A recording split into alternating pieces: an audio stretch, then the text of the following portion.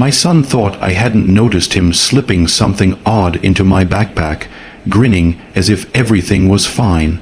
But as soon as he turned away, I quietly removed it and tucked it into his drawer. Half an hour later, the police showed up. What followed was something you wouldn't expect.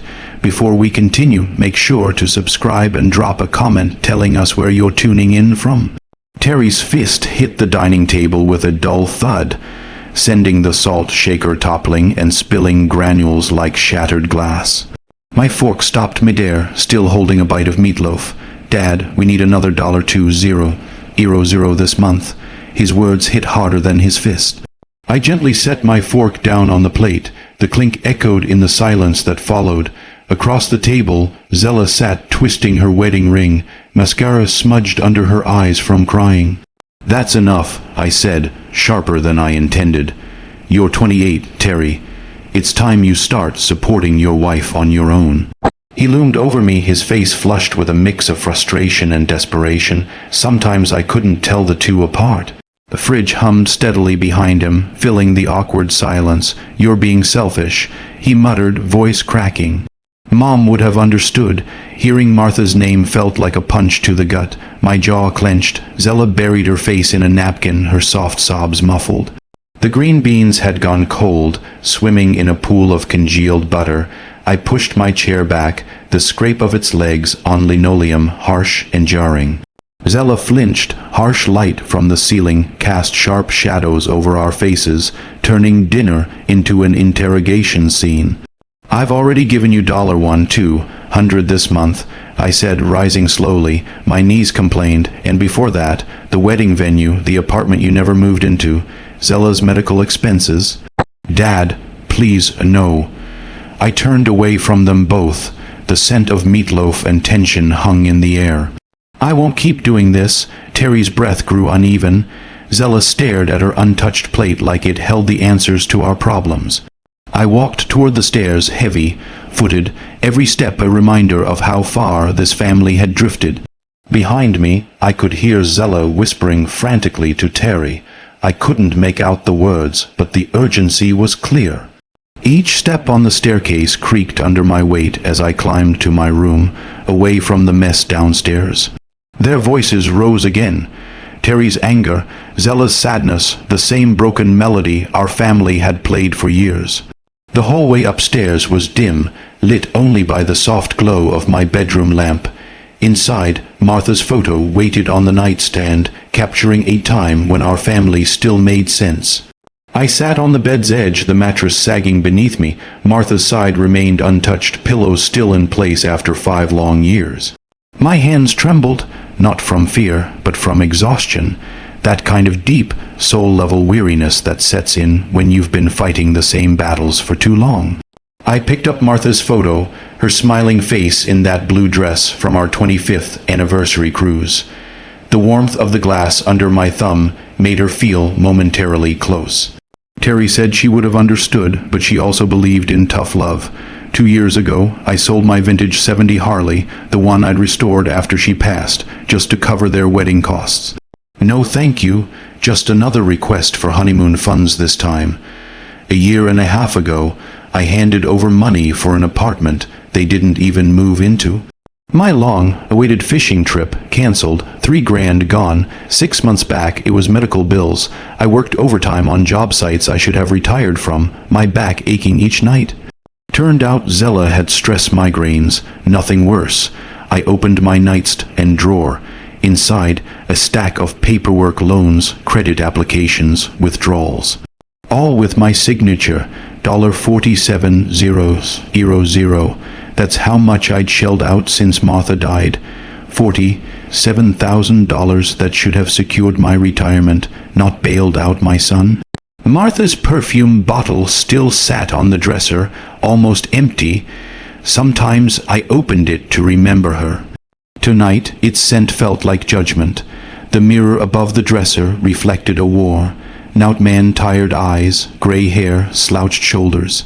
When did love start looking like financial rescue? Martha's voice echoed in my memory. Teach him to stand on his own, Ray. Don't let him live in our shadow forever. I closed the drawer. The documents were out of sight, but not out of mind. Downstairs, voices dropped to a hush. Zella's words came in short bursts, Terry's tone more desperate now.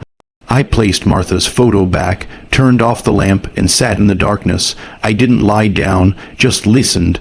To the house, to them, to myself. Tomorrow would be different. It had to be. The coffee pot gurgled its familiar tune the next morning. I'd been up since 5:30. The kitchen, bathed in early sunlight, felt different, cleaner. I stood by the sink in my work clothes, flannel shirt, and jeans smelling faintly of sawdust. Outside, a neighbor's dog barked. At 7:05, I heard Terry coming down the stairs. His shirt was wrinkled, hair sticking up, dark circles under his eyes. He wouldn't meet mine. Coffee's fresh, I said, not turning. Thanks, he muttered, fumbling with a mug. Zella came in shortly after. Her robe was wrapped tight, makeup smudged. She looked like she hadn't slept. Good morning, she offered quietly. I nodded. No words, just the hiss of the coffee pot and the distant hum of a truck. I washed dishes methodically, soap, rinse, scrub. The hot water grounded me. Behind me, Terry's hands shook as he poured his coffee. Zella tried to make toast. The smell of burning bread filled the air. She scraped it over the sink, the black crumbs like ash. I'm going out today, Terry announced. Interviews. I turned to him and met his eyes. He looked away quickly. Take the house key, I said. The message was clear. His face flushed, but he said nothing. The room filled with silence and dust drifting in the sun. As he grabbed an apple and paced nervously, I stopped him. Terry, he turned. A flicker of hope crossed his face. Responsibility isn't a curse, I said simply. The flicker died. He walked out. The front door slammed. Zella stayed seated, her eyes pleading. I didn't say a word. I filled my travel mug and headed to the garage. My truck's engine started smoothly. As I backed out, I saw Zella through the window, alone, surrounded by the remains of a broken breakfast. That afternoon, I barely stepped through the door before Terry sprang up. His face beamed with excitement that seemed too sudden. Dad, I'm sorry about yesterday.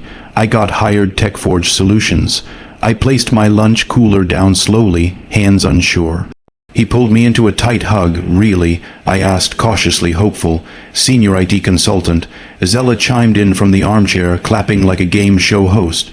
Her makeup was flawless today. They called this afternoon, she said. He starts Monday. Terry ran his fingers through his hair, fidgety like when he was a kid. His shirt looked freshly ironed. I knew you had it in you, I said, feeling some relief. When do you start? Monday. He replied too quickly. The numbers he threw out, $65,000 full benefits, all sounded right. Still, something felt off, too convenient. Too polished. I'll fire up the grill, I said, trying to silence the nagging doubts. We'll celebrate. Terry lit up. Just like old times. Zella clapped again, softer. I'll make that potato salad you like. My joints ached as I stood. Give me 20 to get the coals hot. I just need to grab the offer letter from upstairs, Terry said, already halfway to the stairs. I nodded and walked out back. The grill waited like an old friend. I uncovered it and got the charcoal started. As I turned to see if Terry wanted to help, I glanced through the kitchen window and froze. There he was, by the front door, hunched over my blue work backpack. His hands moved quickly, secretively. Nothing about it felt like a man preparing for a new job. He scanned the room cautiously before tugging open the main compartment of my bag. My grip tightened around the grill fork. What was he doing with my work bag? I edged a little closer to the window, staying hidden in the shade beneath the patio's awning. Terry pulled something from his pocket, a small object wrapped in dark tissue paper. His hands moved with deliberate care as he tucked it deep inside my backpack, placing it between my worn work gloves and the measuring tape.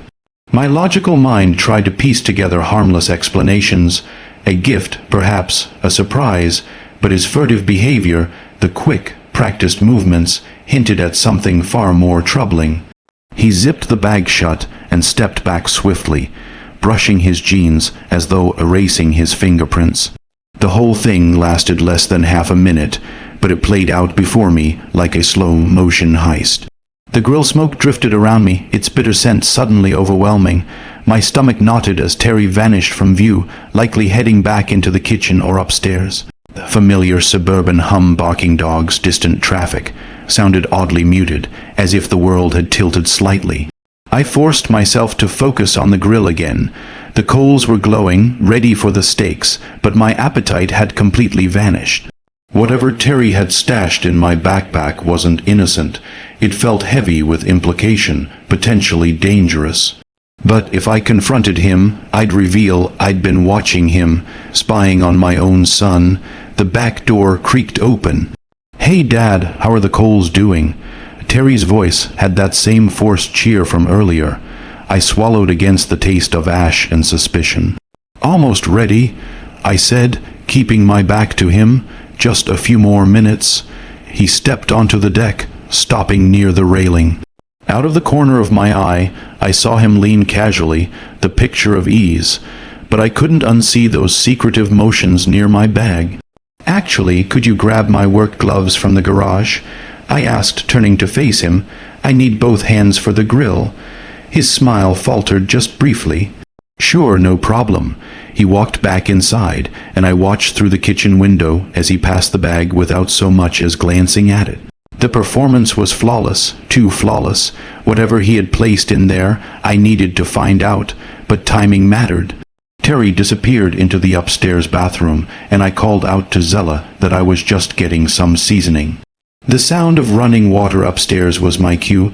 I had a few short minutes, heart pounding. I approached the backpack. The living room seemed changed now. Shadows stretched longer, the air thick with tension. Every creak in the house made me flinch. I unzipped the bag as quietly as possible. My work supplies were where I had left them. Gloves, measuring tape, a notebook of sketches, but now there was something else. Something out of place. I dug deeper and found it. A small item wrapped in tissue paper, carefully nestled near the spine of the notebook. The paper crinkled loudly in the quiet as I unwrapped it. My breath caught when I saw what lay inside, a diamond ring. Enormous, encircled with smaller diamonds, set in what looked like platinum. Light bounced off the facets, painting rainbows across the room. It wasn't fake. I could feel the weight, the quality. This thing was worth thousands, maybe $20,000. Way more than Terry could afford, even with a high-paying job. I dropped into the nearest chair, legs buckling beneath me. The ring burned with questions I couldn't answer. Where had he gotten it? Why hide it in my things? Was I being set up? I could still hear the water running upstairs and Terry's humming, drifting down normal sounds from someone who was clearly hiding something. I remembered his plea for money yesterday, the desperation in his voice. Were those tears real? My mind began mapping out possibilities. None of them ended well. If the ring was stolen, its presence in my backpack implicated me. If Terry planned to say it was mine, God, I didn't want to think about that. The water shut off. His footsteps creaked across the floor above. He would be back any second. Without thinking, I slipped the ring into my pocket and repacked everything just as it was. My hands were trembling. I zipped the backpack and stood just as his steps reached the top of the stairs. The ring felt heavy in my pocket, like evidence. "Dad, everything okay?" Terry's voice sounded lightly concerned. "Just grabbing something." I called back, forcing my body to move. In the kitchen, I functioned on autopilot. I returned to the grill like nothing had changed, but my mind raced. The ring felt like it was branding my leg. I couldn't ignore what it meant. I climbed the stairs, avoiding the third step that always creaked. The hallway stretched ahead, photos of our family lining the walls. They suddenly seemed like artifacts from a life I had misunderstood. Terry's room was slightly ajar. I eased it open, careful not to make a sound. The air smelled faintly of Zella's perfume and the smoke from the grill drifting in through the open window. Her clothes were draped over a chair. His laptop rested on the desk, normalcy disguising secrets. I went to the dresser and opened the middle drawer, socks and underwear. Innocuous, but I reached in, creating space beneath the layers, and hid the tissue. Apt ring there. If Terry could sneak something into my things, I could return the favor. Dad, steaks are looking perfect, Terry called from outside. His tone was warm, friendly, or expertly performed. I closed the drawer, making sure everything looked undisturbed. Only the warmth from my hands hinted I'd been there. Through the window, I saw Terry setting the patio table, smiling. Confident, unaware that the plan he'd set in motion was no longer under his control, I moved back down the stairs step by step. In the kitchen, I grabbed a bottle of steak sauce, my excuse for being inside. Through the window, Terry waved cheerfully. I waved back, then came the sound multiple car doors slamming in unison. It snapped the evening's calm like a whip. I turned, spatula in hand, confused. Who would arrive uninvited at dinner? Terry's face changed instantly. His smile dropped, replaced by something else, anticipation. He moved toward the front of the house, suddenly focused. No longer the relaxed son. Were you expecting someone? I asked, no clue. He said too casually. Maybe a neighbor worried about the smoke. Voices neared firm, authoritative. My gut sank. 3 police officers entered through the gate, led by a woman in her 40s. She surveyed the scene with a trained eye. One hand rested near her radio. Police. No one move. I stumbled back, dropping the spatula onto the patio. Zella appeared, salad bowl in hand, and froze when she saw them. The bowl slipped from Zella's grip, sending lettuce scattering over the red bricks like festive confetti, dropped in the middle of a catastrophe. Terry pointed at me instantly, his finger unwavering. That's him, officer, he said with clarity. I saw the ring in his backpack. His words hit me with the force of a gut punch. What are you talking about? I asked, confused, my voice breaking under the weight of disbelief. What ring? Terry, however, had already turned to the lead officer, moving with a kind of readiness that seemed anything but innocent. His demeanor was controlled, almost too rehearsed. There was no fear in his posture, no sadness, only confident execution. The officer introduced herself as Brooks. Her eyes, sharp and calculating, swept over the patio like she'd done this 100 times before. We received a tip about stolen property, she said. Terry Harland. Yes, ma'am, Terry answered swiftly. I found a stolen ring in my father's belongings. It's from the robbery at the jewelry store yesterday. My mind began putting together the puzzle, and each piece made me feel sicker. He'd been gone all day yesterday, supposedly at job interviews. Now it all made sense, slotting together with brutal efficiency. As Officer Brooks spoke into her radio, her fellow officers began taking up positions around the yard. Smoke still drifted from the barbecue, steaks now burning, the air thick with the bitter smell of charred meat. Sir, step away from the grill, Officer Brooks instructed firmly. I obeyed, raising my hands slightly, disoriented by the surreal turn of events. My home, my backyard, my son. Now I was the suspect in a crime I didn't commit. And Terry, he walked alongside the officers, pointing out items in my bag with disturbing familiarity. He knew exactly where it was, even which compartment he claimed the ring had been stored in. It was too specific, far too detailed, for someone simply discovering evidence. Zella followed behind silently, tears running through her perfectly done makeup. But her tears seemed as staged as Terry's concern. She stuck close to him like they were a united front. The whole thing felt orchestrated. As we neared the house, I caught a glimpse of Terry's reflection in the kitchen window. His face shifted when he thought no one was watching. Gone was the worried son. What I saw instead was someone cold, calculating. My own son had called the police on me, and somehow this wasn't a spur of the moment decision. This trap had been decades in the making. Inside, Officer Brooks began removing items from my backpack, work gloves, a tape measure, notebooks, small tools.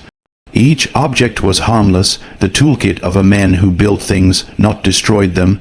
Terry stood nearby, pointing confidently.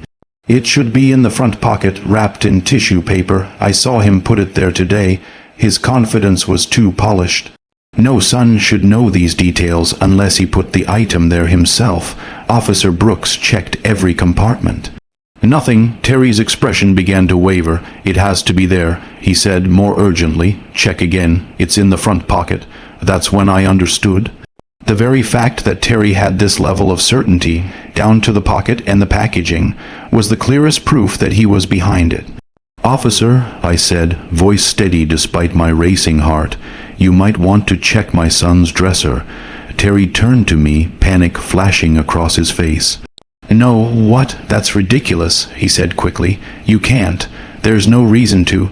But Officer Brooks was already on the move. One of her partners followed. Terry's objections turned more frantic, his composure finally crumbling. This is harassment. You can't just search our room, Mr. Harland. Brooks interrupted sharply. We have probable cause, and your father's statement gives us reason to proceed. Upstairs, the dresser looked exactly as I'd left it. Officer Martinez opened the middle drawer and began shifting the socks and underwear. In seconds, his hand paused. He lifted out the tissue paper. Terry's skin drained of color. Inside was the ring, its brilliant cut diamonds glittering accusingly under the bedroom light. It was immediately bagged as evidence. Terry's fingerprints were still on the tissue. Terry Harland, you're under arrest for filing a false report and possession of stolen goods. Officer Brooks declared as handcuffs snapped into place. Zella began sobbing uncontrollably, her mask slipping. Her panic at last was real. Terry tried one last time, shouting as they led him away. You don't understand. I put it there myself. The ring was in his bag. His desperate confession hung in the air like smoke from the forgotten barbecue. Even now, he couldn't stop himself from unraveling his own scheme. I stood in the living room, looking around at the mess, my things scattered, furniture overturned, and realized that in mere minutes, 3 decades of parenting had come undone. Outside, flashing police lights painted the neighborhood in red and blue. Curious neighbors stood on porches, whispering. Terry's voice still rang out, insisting this was all a mistake, trying to paint himself as a victim. But the facts said otherwise. The truth was buried in a sock drawer and wrapped in tissue paper, left by a son who mistook love for weakness. The house felt hollow after that, like something important had been ripped away. The kitchen table was covered with documents now, photos, reports, official statements. My son's betrayal laid out in black ink and legal jargon. I sat there, unmoving, since 6:00 that morning, trying to process it like I would a broken schematic. The coffee in Martha's old mug had gone cold. I hadn't touched it. Everything here felt tainted. His written statement described a concerned son uncovering his father's supposed crime. Reading it was like seeing a stranger mimic my son's voice. There was nothing spontaneous about it. It had been in the works for months. A photo from the jewelry store displayed the exact ring. The receipt listed it at $18,500. Terry's financial records painted a darker story, $23,000 in credit card debt, mostly from gambling losses. He hadn't gone to interviews that day. He had a perfect alibi while robbing a store. He planned everything. I muttered aloud. The job interview, the fake dinner, even the stakes, just to disarm me. Had the plan worked, I'd be behind bars while Terry inherited my life's work. A knock on the door interrupted my thoughts. I looked through the window. Seal was there, his posture heavy with sympathy. He held 2 coffees and the quiet wisdom of a retired cop who had seen too much. Ray, he said softly. Saw the news, figured you might need a friend. Come in. I replied. Seal examined the kitchen table. His eyes moved like a detective, but his heart showed in the way he sighed. This was a sophisticated fray. Mup, he said. Your son knew exactly how to manipulate things. If you hadn't moved that ring, I don't even know why I did. I confessed. Something just felt wrong. He nodded, pointing at the timeline I'd drawn. Your instincts saved your future. They had it all lined up. The theft, the evidence, even Zella's statement. From someone else's kitchen, the scent of bacon wafted through the air, a reminder of what the morning should have been. If I'd gone to jail, I said, he would have gotten everything: house, retirement, Martha's insurance. Seal agreed grimly. And with you discredited, no one would have questioned a thing. perfect crime except you were smarter than he expected. I gathered the papers into neat piles: motive, evidence, timeline, consequences. Each stack a chapter in how my son tried to destroy me. I need a lawyer, I said at last, to protect what's left. Seal stood, recognizing the moment. Let's go get one. Time to plan your future.